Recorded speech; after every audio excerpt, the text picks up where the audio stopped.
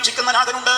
നീ എവിടെയെങ്കിലും ഒറ്റക്കിരിക്കുമ്പോൾ പോലും നിനക്ക് തോന്നണ്ട ഞാൻ ഒറ്റക്കാണെന്ന്. ഇദാമാ ഖലൗത ദഹ്റ യൗമൻ ഫലാ തഖുൽ ഖലൗതു വലാകിൻ ഖുൽ അലയ്യ റഖീബു.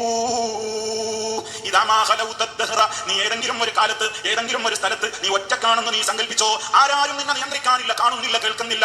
മുഴുവൻ കാര്യങ്ങളും നിനക്ക് അനുകൂലമായ ഘടകങ്ങളാണ്. നീ ഒറ്റക്കാണെന്ന് തോന്നുമ്പോ ഒരിക്കലും നീ ചിന്തിച്ചു പോകരുത്, നീ പറഞ്ഞു പോകരുത് ഖലൗതു, ഇപ്പൊ ഞാൻ ഒറ്റക്കാണ്, എല്ലാത്തിനും എനിക്ക് അവസരം ഒത്തുവന്നു, നല്ല ഗോൾഡൻ ചാൻസ് ആണ് വീണ് കിട്ടിയിരിക്കുന്നത് എന്നൊന്നും നീ പറയല്ല മനുഷ്യ.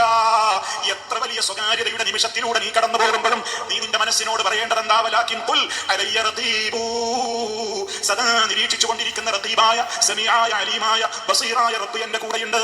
അവൻ എന്നെ കാണുന്നുണ്ട്, കേൾക്കുന്നുണ്ട്. ഈ ബോധമാണ് പ്രിയമുള്ളവരെ ധാർമ്മികമായ ജീവിതത്തിൽ നിന്ന് അധാർമികതയിലേക്ക് കൂപ്പുകുത്താതിരിക്കുവാനുള്ള ഒന്നാമത്തെ മാർഗം. അപ്പൊ ധാർമ്മിക ജീവിതത്തിന്റെ അടിത്തറ എന്താണ്? മാനദണ്ഡം എന്താണ്? യഥാർത്ഥത്തിലുള്ള ഈമാനാണ്.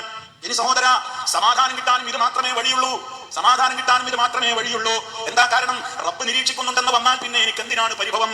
എന്റെ എല്ലാം അറിയാവുന്നവനല്ലേ ആനാഥൻ. അവൻ വിചാരിച്ചാൽ ഒരു സെക്കൻഡ് പോലെ എന്റെ പ്രശ്നം പരിഹരിക്കാൻ, ഈ പ്രശ്നം പരിഹരിക്കാതെ അവൻ എനിക്ക് ഈ പ്രശ്നത്തിൽ വീണ്ടും വീണ്ടും പ്രയാസങ്ങൾ തന്നുകൊണ്ടിരിക്കുന്നത് എന്റെ നന്മ ഉദ്ദേശിച്ചുകൊണ്ടായിരിക്കാം.